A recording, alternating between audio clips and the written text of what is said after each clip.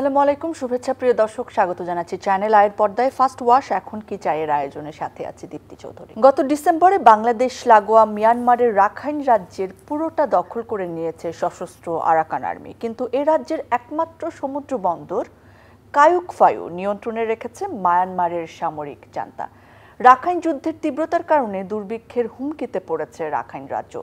কায়ুকফায়ু বন্দর সরকারি বাহিনীর নিয়ন্ত্রণে, ফলে রাখাইন অঞ্চলে কোনো দেশীয় ও আন্তর্জাতিক পণ্য ঢুকতে পারছে না। রাখাইনে পাঠানো যাচ্ছে না কোনো মানবিক সহায়তাও। এরকম পরিস্থিতিতে গত এপ্রিলে জাতিসংঘ মহাসচিব অ্যান্তনিও গুতেরেসের ঢাকা সফরের পর রাখাইন জনগণের জন্য বাংলাদেশের মানবিক করিডোর দেওয়ার বিষয়টি প্রথম আলোচনায় আসে। 27 এপ্রিল পররাষ্ট্র উপদেষ্টা তৌহিদ হোসেন সাংবাদিকদের সাথে আলোচনাকালে জানান যে মানবিক প্যাসেজ দেওয়ার ব্যাপারে সরকার নীতিগত সিদ্ধান্ত নিয়েছে। তার এই বক্তব্যের পর রাজনৈতিক অঙ্গনে তৈরি হয়েছে বিতর্ক। বিএনপির ভারপ্রাপ্ত চেয়ারম্যান তারেক রহমান বলেন, মানবিক করিডোর দেওয়ার সিদ্ধান্ত আসতে হবে জনগণের কাছ থেকে, নির্বাচিত সংসদ থেকে।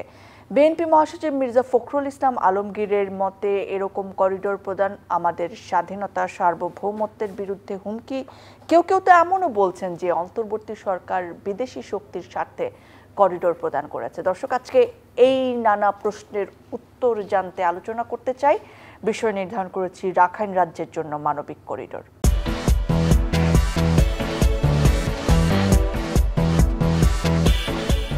দর্শক, এই বিষয়ে কথা বলার জন্য দুজন অতিথি পেয়েছে আজকে আমাদের সঙ্গে রয়েছেন সাবেক রাষ্ট্রদূত জনাব হুমায়ুন কবির, আমাদের সাথে রয়েছেন শিক্ষক এবং রাজনৈতিক বিশ্লেষক জনাব ডাক্তার জাহেদুর রহমান। আপনাদের দুজনকে স্বাগত জানাচ্ছি, অনেক ধন্যবাদ সময় দেওয়ার জন্য। হুমায়ুন কবির স্যার, আপনাকে দিয়ে শুরু করতে চাই এবং খুব বেসিক একটা প্রশ্নের উত্তর। মানবিক করিডোর, এই টার্মটা সম্ভবত অনেক বাংলাদেশী এখন আসলে আমরা ব্যাপকভাবে পরিচিত হচ্ছি। এটা আসলে মানে কখন দেয়া হয়, এটার কাজ কি এবং আর কোথায় কোথায় হয়েছে, এই জিনিসগুলো নিয়ে যদি আমাদের একটু জানান। মানবিক করিডোর বিষয়টা আসলে কি? এটা হচ্ছে যুদ্ধ, যে কোনো দেশে যুদ্ধকালীন অবস্থা যখন হয় তখন বেসামরিক নাগরিক যারা থাকেন তাদেরকে সহায়তা করার জন্য এক ধরনের হিউম্যানিটেরিয়ান বা মানবিক করিডোর ব্যবস্থা করা যায়। এবং এটা ধরেন 1949 সালে জেনেভা কনভেনশনে এরকম একটা ব্যবস্থা আছে। প্রায়োগিক অর্থ যদি বলেন তাহলে 2002 সালের দিক থেকে জাতিসংঘ এইটা নিয়ে বেশ কাজ করছে। এবং বসনিয়ার যুদ্ধের সময় আমরা মনে করতে পারি যে এরকম করিডোর হয়েছিল। একটা করিডোর ব্যর্থ হয়েছিল, সেটাও বলি। সাভরেনিসাতে একটা বড় গণহত্যা হয়েছিল, সেটাও কিন্তু এরকম একটা মানবিক করিডোর হিসেবে তারা রেখেছিল, কিন্তু সার্বিয়ানরা তখন সেটা মানেনি। তারপর ধরেন গাজাতে হচ্ছে, সিরিয়াতে হয়েছে, বিভিন্ন দেশে, যে কোনো দেশে যখন সংঘাত হয় তখন বেসামরিক নাগরিকদের জন্য হয় সহায়তা দেওয়া, তাদেরকে উদ্ধার করা বা তাদের যাতায়াতের ব্যবস্থা করা, এই ধরনের ব্যবস্থা যখন হয় তখনই সেই ব্যবস্থাটাকে আমরা এই হিউম্যানিটেরিয়ান করিডোর বা মানবিক করিডোর। তো মায়ানমারের রাখাইন রাজ্যের ক্ষেত্রে এই মানবিক করিডোর দেওয়ার ক্রাইটেরিয়াগুলো কি আসলে আছে কিনা, কি মনে করেন? ওখানে একটা সংঘাত চলছে, এটা তো সত্যি কথাই।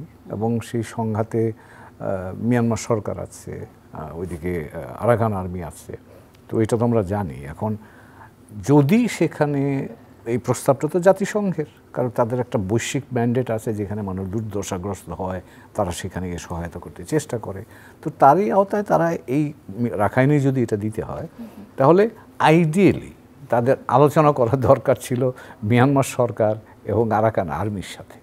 তাদের ওখানে হলে সেটা তারা দুই বিবদমান পক্ষ একটা জায়গা নির্ধারণ করে দিতে পারতো যেখান দিয়ে হয়তো মানবিক সহায়তা যেতে পারতো, এটা বলছি আইডিয়ালি। কিন্তু এখন যে অবস্থা, রাখাইন মোটামুটিভাবে মনে করা যেতে পারে যে এটা এক ধরনের অবরুদ্ধ, কারণ মিয়ানমার সরকার যতগুলো ওখানে ঢুকবার বা বেরোবার রাস্তা আছে সেগুলো বন্ধ করে রাখছে, কারণ যেখানে যুদ্ধ চলছে। আর আরাকান আর্মিকে যেহেতু তারা সন্ত্রাসী গোষ্ঠী বলে মনে করে, কাজে তাদের সাথে মিয়ানমার সরকারের কোনো ধরনের যোগাযোগ বা কোনো ধরনের কাজ করার সুযোগ নাই। এবং সেই কারণেই যেহেতু এখানে রাখাইনরা বেশি ক্ষতিগ্রস্ত, আমাদের রোহিঙ্গা সম্প্রদায় বেশি করে ক্ষতিগ্রস্ত হয়েছে, সেই প্রেক্ষাপটে জাতিসংঘ যেটা আপনি বলছিলেন, এপ্রিল মাসে গত বছরের শেষ দিকে একটা রিপোর্ট ইউএনডিপি রিপোর্ট করেছিল। সেই রিপোর্টের ভিত্তিতে জাতিসংঘের মহাসচিব মহোদয় যখন এসেছিলেন তখন এই প্রস্তাবটা তারা বাংলাদেশ সরকারের কাছে দেয়।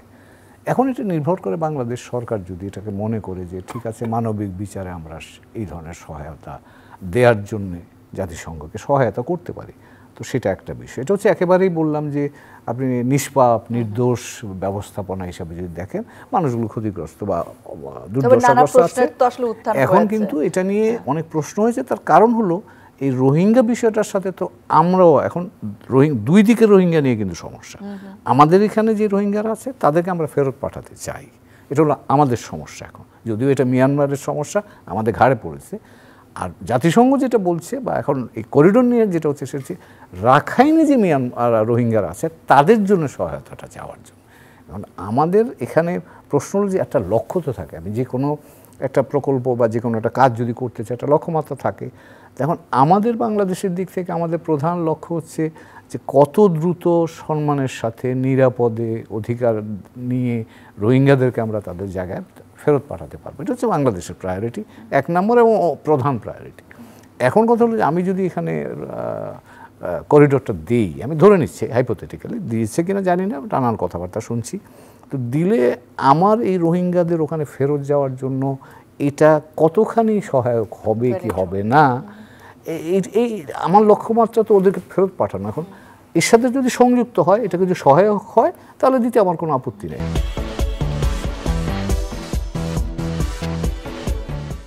সময় বদলে যায়, কিন্তু সৌন্দর্যের সংজ্ঞা বদলায় না। রূপ বদলে যায়, কিন্তু আভিজাত্যের মানে একই থেকে যায়। ঐতিহ্য যখন আপন করে নেয় আধুনিকতাকে, তখন সৌন্দর্য ঠিকই খুঁজে নেয় স্যান্ডেলিনাকে। স্মরণের ছোঁয়ায় তোমার উপমায় বদলে দিলে যে আমার। স্যান্ডেলিনা সো, রূপচর্চায় আভিজাত্য। জাহিদ ভাই, আপনার কাছে জানতে চাচ্ছি, 7 এপ্রিল তো জাতিসংঘের মহাসচিব যখন আসলেন, তখন 8 এপ্রিল প্রধান উপদেষ্টা রোহিঙ্গা সমস্যা অগ্রাধিকার বিষয়ক বিশেষ সহকারী খলিলুর রহমান তিনি প্রথম বললেন যে মানবিক সহায়তা চ্যানেলে বাংলাদেশের সম্পৃক্ততার কথা, এবং 27 এপ্রিলটি নিশ্চিত করেছেন পররাষ্ট্র উপদেষ্টা। তারপরে আবার যিনি প্রেস সচিব রয়েছেন সম্মানিত প্রধান উপদেষ্টা, তিনি বলেছেন যে হিউম্যানিটেরিয়ান প্যাসেজ বা মানবিক করিডোর দেওয়ার ব্যাপারে জাতিসংঘ বা অন্য কোনো সংস্থার সাথে সরকারের কোনো আলোচনা হয়নি, এবং আরও বলেছেন যদি জাতিসংঘের নেতৃত্বে রাখাইন রাজ্যে মানবিক সাহায্য দেওয়ার উদ্যোগ নেওয়া হয় তাহলে বাংলাদেশ যৌক্তিক পরিকাঠামোগত সহায়তা দিতে প্রস্তুত থাকবে। এর মধ্যে আবার বিরোধী দলের যখন সার্বভৌমত্বের প্রশ্ন রাখেন, আবার এটার উত্তরও ওইভাবে আসেন, একটা রাগ ঢাক চলছে কিনা এই প্রশ্নও আসে। আপনি কি বলবেন, আসলে ব্যাপারটাকে আরও পরিষ্কার করার জায়গা ছিল না, কিংবা তাদেরকে দায়বদ্ধতা নেই? দায়বদ্ধতা আছে কিনা ইজ এ গ্রেট কোয়েশ্চেন, আমি সেই জায়গায় আসবো, কিন্তু প্রয়োজন ছিল। এবং আপনি পরিকল্পনা করে যখন নানা রকম ভাষাগত মারপ্যাঁচ, আমি একদম কথ্য শব্দগুলোই বলতে চাই, আমি ভায়া কূটনীতিক ছিলেন, সো আমি আর অতটা ইয়ে করি না, আমি যেহেতু সেটা ছিলাম না, মারপ্যাঁচ হচ্ছে। যেমন ধরুন করিডোর তো দেওয়া হচ্ছে, পরবর্তীতে ডক্টর খলিল আমরা ভারত পাকিস্তানকে আক্রমণ করার ঠিক আগের দিন একটা সংবাদ সম্মেলন করেছিলেন, আমরা ওটার আলোচনা কিন্তু ধামাচাপা পড়ে গেছে, কারণ ওটা শুরু হলো, পরে আমরা আবার আওয়ামী লীগ নিষিদ্ধ নিয়ে অনেক আলাপ আলোচনা করলাম। ওখানে উনি এই যে চ্যানেল কথাটা বলছেন, মানে হিউম্যানিটেরিয়ান চ্যানেল আর করিডোর, উনি কি আসলে মানে ক্ষমতা থাকলে বাকি সবাইকে খুব বোকাশোকা নির্বুদ্ধি আহাম্মক মনে হয় সম্ভবত।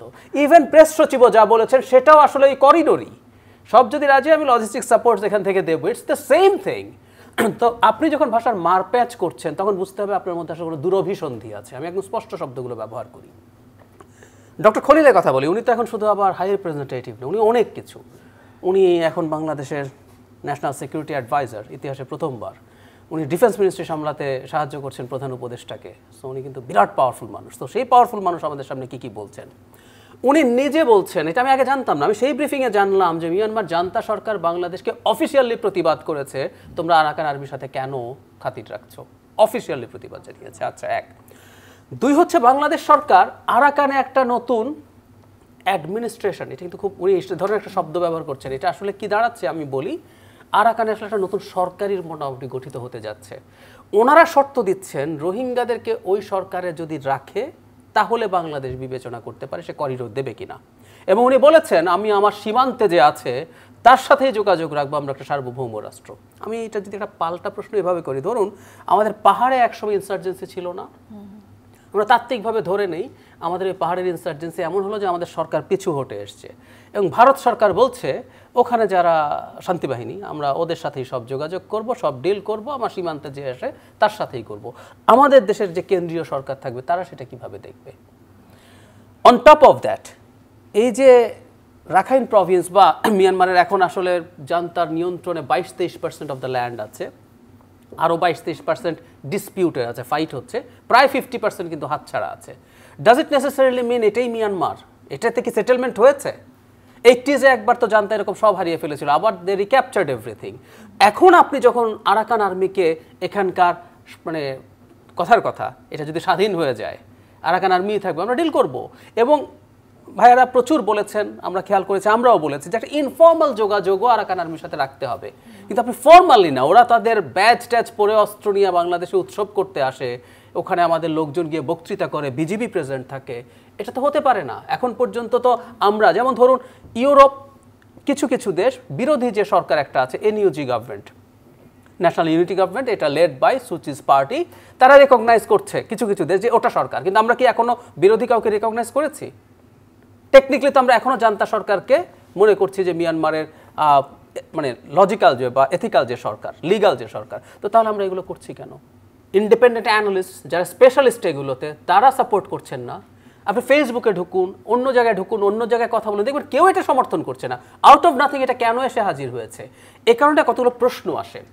এবং আমি আর একটা কথা একটু যোগ করতে চাই, সেটা হলো এই করিডোরের সাথে দুই পক্ষ তো জান্তা এবং আরাকান আর্মি, টেকনিক্যালি দুই পক্ষের সাথে চায়নার ভালো সম্পর্ক আছে। আমি তো মনে করি ভেতরে হলেও চায়নারও একটা এন্ডোর্সমেন্ট লাগবে। এটা যদি পশ্চিমাদের পেট্রোনাইজড কিছু হয়, একটা কথা একটু বলে রাখা জরুরি, হিউম্যানিটেরিয়ান করিডোরগুলো ফেল কেন করে জানেন? প্রায় সব ক্ষেত্রেই ফেল করে।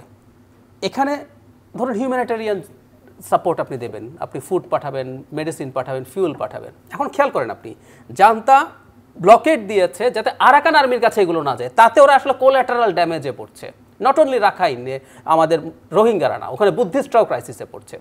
কিন্তু এই যে জিনিসগুলো গেল, ধরে নিলাম কোনো অস্ত্র গেল না, কিন্তু এগুলো তো যুদ্ধের ক্ষেত্রে খুব স্ট্র্যাটেজিক পণ্য। আরাকান আর্মির খাবার হলো, ঔষধ হলো এবং ফিউল হলো, বিশেষ করে যুদ্ধে ফিউল ইজ ভেরি ইম্পর্টেন্ট। তো এগুলো তো ওর হাতে যেতে পারে। এবং বাংলাদেশ রোহিঙ্গা মানে আরাকান প্রভিন্সে যে নতুন অথরিটি তৈরি হচ্ছে, সেটার চেহারা কেমন হবে, বাংলাদেশ সরকার সেটা রোল প্লে করছে।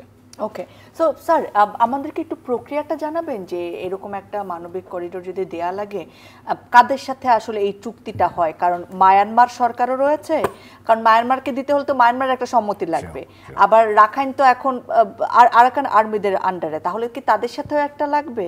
মানে এই ব্যাপারটা যদি আমাদের একটুখানি বোঝাতেন। ধন্যবাদ আপনাকে। আসলে ডক্টর জাহিদ তো অনেকগুলো প্রশ্ন তুলেছেন। এটা করতে গেলে 4টা ইউনিটকে আপনার অ্যালাইন্ড হতে হবে। জাতিসংঘ প্রস্তাবটা দিয়েছে, জাতিসংঘের সাথে বাংলাদেশের একটা চুক্তি হবে, কি কি শর্ত সাপেক্ষে এগুলো বাংলাদেশ সহায়তা করবে, তারা কি দেবে, আমরা কি দেব। তারপর আসলে ওই দিকে, এবং ডক্টর জাহিদ সঠিক বলেছেন, আমরা তো সরকারিভাবে এখন মিয়ানমার সরকারকে স্বীকার করি, নেপথ্যের সাথেই ঢাকার সম্পর্ক, অন্যদের সাথে তো আমার কোনো এখন আনুষ্ঠানিক সম্পর্ক নাই। তবে বাস্তবতার আলোকে আমাকে যদি যোগাযোগ রাখতেও হয়, সেটা ইনফর্মালি আমাকে রাখতে হবে, সেটা ফর্মালি করা যাবে না। এবং সেই জায়গায় এটা তো মিয়ানমারের টেরিটরি এখন, তো কাজে আপনাকে মিয়ানমার সরকারের কাছ থেকে অ্যাপ্রুভাল অথবা একুইশন যেটাকে বলি, মানে সরকার জানলে তার অন্তত একটা সুপ্ত অনুমোদন হলেও আপনার লাগবে, কারণ তার টেরিটরি আমি ঢুকছি তো। কাজে একটা সার্বভৌম দেশের টেরিটরির ভেতরে যদি আপনি কোনো কিছু কাজে সহায়তা করেন, তাহলে কিন্তু তার অনুমোদন প্রয়োজন বা তার একটা মোটামুটি আন্ডারস্ট্যান্ডিং দরকার। তারপর সেটা রোহিঙ্গা আরাকান আর্মি যারা আছে তাদের সাথে সেটা ইউএন করতে পারে, আমরা না করলাম ইউএন করতে পারে। যদি মনে হয় যে না আমাদের সাথে একটা বোঝাপড়া থাকে, এক ধরনের অপারেশনাল বোঝাপড়া থাকে, যেমন ধরেন আমাদের জেলে ধরে নিয়ে যায়, আমরা ওদেরকে ছাড়িয়ে আনি না, তো এটাও তো একটা ট্রানজ্যাকশন হচ্ছে কিন্তু, তো সেটাও হতে পারে। তো কাজে 4টা এন্টিটি আপনার অ্যালাইনড হতে হবে। এই অ্যালাইনমেন্টটা যদি ঠিক না থাকে, ধরেন কোনো একটা অ্যালাইনমেন্ট আসলো না, ধরেন মায়ানমারের সরকার রাজি হলো না, কিন্তু আরাকানের আর্মিরা খুব করে চাইলো এই করিডোরের কথা, এটা কি সম্ভব হবে? না, করা উচিত হবে না। তার কারণ হলো, আপনি যদি আজকে একটা অন্য দেশের সার্বভৌমত্ব বা টেরিটোরিয়াল ইন্টিগ্রিটি ইনফ্রিঞ্জ করার জন্য কোনো ধরনের সহায়তা করেন, তাহলে আপনি নিজে কিন্তু একটা দৃষ্টান্ত স্থাপন করলেন অন্য আরেকটা দেশ আপনার ক্ষেত্রে একই জিনিস প্রস্তাব করলে আপনি কি করবেন তখন? কাজেই বাংলাদেশের মতো দেশ যেখানে আমরা যে অঞ্চলটা নিয়ে কথা বলছি এই অঞ্চলটা আমাদের জন্য ভালনারেবল, তো কাজেই সেই ক্ষেত্রে আমাদের কথাটা আগে চিন্তা করতে হবে। আমার স্বার্থের আলোকেই কিন্তু আমি পররাষ্ট্রনীতি পরিচালনা করি। কাজেই আমার স্বার্থটা যাতে কোনোভাবেই ক্ষতিগ্রস্ত না হয়, এখন কি ভবিষ্যতে সিদ্ধান্ত নেওয়ার ক্ষেত্রে আমার সেই জিনিসটা আগে মনে রেখে তারপর সিদ্ধান্ত। তার মানে তো ব্যাপারটা এখনো হয়নি এবং হওয়ার প্রক্রিয়াটা মোটামুটি জটিল, সহজও না, তাই না? তাদের পক্ষ থেকেও তো আসতে হবে, যেহেতু তাদের মধ্যে একটা ঝামেলা আছে, কারণ আরাকান আর্মি, জান্তা সরকার, দুই পক্ষের কাছ থেকেই একটা সম্মতি থাকতে হবে এবং সেটা লিখিত অফকোর্স হতে হবে, যেহেতু এটা একটা জাতিসংঘের ব্যাপার। তাই কি যায়? আমি এত সিম্পল মনে করছি না, এটা হলে ভালো হতো, আমরা নিশ্চিন্তে থাকতাম। আমি আবারও বলছি, ডক্টর খলিল লাস্ট যে করেছেন সেখানে কিন্তু অনেকগুলো রিডিং বিটুইন লাইন্স একটা কথা আছে, তাই না? রিডিং বিটুইন লাইন্স হচ্ছে বাংলাদেশ সম্ভবত, আমি ওনার এটা পড়ে আমি সেভাবে বুঝেছি, যদি মিসকমিউনিকেটেড হয় এটা ওনার প্রবলেম, জান্তাকে খুব বেশি হিসেব করছে না, আরাকান আর্মি প্রধান, এবং ওনার শর্তটা এরকম যে বিশেষ করে ওই অথরিটিতে রোহিঙ্গাদেরকে ইনক্লুড যদি করতে রাজি হয় তাহলে আমি ধারণা করি জান্তা ছাড়াই এটা করে ফেলতে পারেন তারা। একটা সতর্কতা দেই, জান্তার যে মিলিটারি তাতমাদাও বলে পরিচিত, তাতমাদাও রাখাইন প্রভিন্সে এখন আর নেই, ঠিক আছে, কিন্তু ওদের এয়ার পাওয়ার পুরোটাই আছে এবং কোনো বিদ্রোহীর অ্যান্টি এয়ারক্রাফট কোনো সিস্টেম নাই। ফলে আপনি দেখবেন এই কিছুদিন আগেও রাখাইন ওরা এসে বমিং করে গেছে। এই যে আমাদের এখানে যখন করিডোর হবে, আমাদের ভেতরে যদি একটা দুটো বমিং করে যায় তখন সমস্যাটা কোথায় দাঁড়ায়? আমরা তো একটা সভরেন স্টেট, আমরা কি মেনে নেব যে মিয়ানমারের এটার জন্য আমরা চুপ করে থাকবো?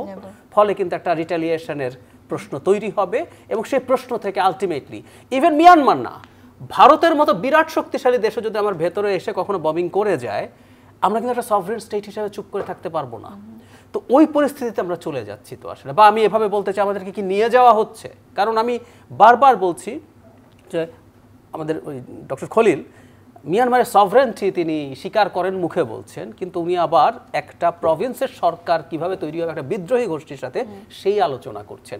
আর এটার মাধ্যমে কি রোহিঙ্গাদেরকে ঠেকানো যাবে? তাত্ত্বিকভাবে বলছে, পাঠানো যাবে? একেবারেই না।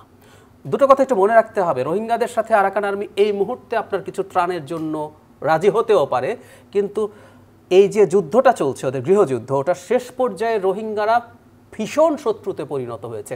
এই যে গত এক বছরে 1,30,000 রোহিঙ্গা আসলো, দুর্ভিক্ষ ছিল? নো, আরাকান আর্মি তাদেরকে অ্যাটাক করছিল। কারণ এই যে যুদ্ধটা চলছিল শেষ মুহূর্তে তাতমাদাও রোহিঙ্গাদেরকে লোভ দেখিয়েছে, তুমি আমার হয়ে যুদ্ধ করো, করলে তোমাকে আমি নাগরিকত্ব বা বৈধতা দেব। তারা যুদ্ধ করতে গেছে আরাকান আর্মির বিরুদ্ধে এবং তারা হেরে গেল।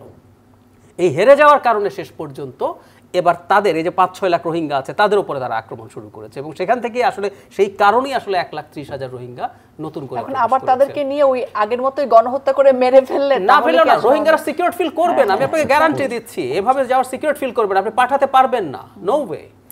একটু যোগ করি যে এই মিয়ানমারের বর্তমান ঘটনা প্রবাহের সাথে কিন্তু চীন সরাসরি সম্পৃক্ত। চীনারা সরাসরি দুইভাবেই, সরকারের সাথে এবং অন্যদিকে আরাকান আর্মি সহ থ্রি ব্রাদারহুড যাদেরকে বলা হয় তাদের সাথে। এবং গত কদিন আগে দেখলাম লাসিও শহর, যেটা তাদের চীনা সীমান্তে, ওই শহর হ্যান্ডওভার করেছে চীনা একজন ব্যক্তি, সেখানে যে মিন অং হ্লাইং, যিনি মিয়ানমারের এখন সরকার প্রধান, তার কাছে, মানে বিদ্রোহীদের কাছ থেকে এটা নিয়ে ওই অনুষ্ঠানে চীনা একজন ব্যক্তি ওটা এই ভূমিকাটা পালন করে, চীনের সরকারি লোক। তো এখন তার অর্থ হচ্ছে যে চীনারা সম্পৃক্ত, আরাকান আর্মির সাথেও তাদের সম্পৃক্ততা আছে বলে নানা কথা শোনা যায়। চীনের রাষ্ট্রদূত কিন্তু কয়েকদিন আগে, গত সপ্তাহে একটা সেমিনারে কিন্তু স্পষ্ট করেছেন, প্রশ্ন করা হয়েছিল আপনারা কি জানেন বা চীনের ভূমিকাটা কি, বলছে আমরা এর সাথে কোনো জড়িত নাই। এখন কথা হচ্ছে এখানে আপনার খেয়াল রাখতে হবে যে মিয়ানমার এই সংঘাতের সাথে চীন এবং ভারতের সংযুক্তি আছে বা তাদের স্বার্থ আছে। তো কাজে আমি সেখানে যদি কোনো জায়গায় কোনো কাজে যেতে চাই, মিয়ানমারের সাথে সাথে আমার ওই ক্যালকুলেশন আমার রাখতে হবে। তো আচ্ছা, সার্বভৌমত্ব নষ্ট হওয়ার যে প্রশ্নটি আসছে, সেই সম্ভাবনাকে আপনারা কিভাবে দেখছেন? আসলে কোন কোন ক্ষেত্রে এই রিস্কটা থেকে যায়? এটা যেটা হয় সেটা আরেকটু সামনে গিয়ে বলা হচ্ছে। যেমন ধরেন, এখন আমরা বলছি শুধু মানবিক সহায়তা যাবে। এখন মানবিক সহায়তা যাচ্ছে কি অন্য সহায়তা যাচ্ছে সেটা আমি জানি কি করে, আমার কন্ট্রোলে থাকবে কিনা। এখন যদি আমার কন্ট্রোলে না থাকে বা আমার নিয়ন্ত্রণে না থাকে, তাহলে সেখানে আমার সার্বভৌমত্ব ক্ষতিগ্রস্ত হওয়ার একটা আশঙ্কা থাকবে। কারণ হলো ডক্টর সাইদ যেটা বলছিলেন, এখান দিয়ে যদি কোনো কারণে, আমি একটা ওয়ার্স্ট কেস সিনারি বলছি, কোনো কারণে যদি ধরেন হিউম্যানিটেরিয়ান সাপোর্ট গেল না, অন্য কোনো জিনিস গেল, মিয়ানমার সরকার যদি সেটা ধরতে পারে, তখন আপনার সাথে সম্পর্কটা তার কী দাঁড়াবে? এবং সেখানে তো আপনি যুদ্ধে জড়িয়ে যাবেন। তো কাজেই সেই জায়গায় তো আপনার সার্বভৌমত্ব আশঙ্কায় পড়বার একটা সুযোগ তৈরি হয়। তো কাজেই আমরা এগুলো সবই হাইপোথেটিক্যাল বলছি, কিন্তু আপনি যখন একটা সিদ্ধান্ত নেন সেটা আপনাকে মাথায় রেখে নিতে হবে। আর লাস্ট পয়েন্ট যেটা বলবো সেটা আমাদের জন্য আরও গভীর। আমরা গত 53 বছরে বাংলাদেশ কখনোই কোনো প্রতিষ্ঠিত সরকারের বাইরে কারোর সাথে আমরা কাজ করিনি, কিন্তু কাজে এটা আমাদের প্রতিষ্ঠিত পররাষ্ট্র নীতি পরিচালনার যে পদ্ধতি আছে তার থেকে কিন্তু একটু বাইরে যাচ্ছে। এখন সেটা বাইরে যাওয়ার জন্য ওই ক্ষেত্রে আপনি আসলেন রাজনৈতিক দলগুলো, নাগরিক সমাজ বা আমাদের যারা চিন্তা করেন, তারা কি এই আলোচনায় বা তাদের সাথে কি কোনো মতামত নেওয়া হয়েছে? তার কারণ এইরকম একটা প্রতিষ্ঠিত ব্যবস্থা থেকে আমি বেরিয়ে যাচ্ছি, এবং এই সরকার আসলে কতদিন থাকবেন, তারপরে যারা আসবেন তারা এটা কন্টিনিউ করতে কতটা সম্মত হবেন, কিন্তু সকলকে নিয়ে আলোচনা করে নিতে হবে। কারণ এটা বাংলাদেশ একটা দায়িত্ব যদি আমরা নেই, এটা কিন্তু সরকার বন্ধ করে দেয়া পারবেন না। আপনি ভারত থেকে আদানির বিদ্যুৎ আমদানি নিয়ে আমরা কত সমালোচনা এই দেশে হয়েছে, পেরেছেন আজ পর্যন্ত পরিবর্তন করতে?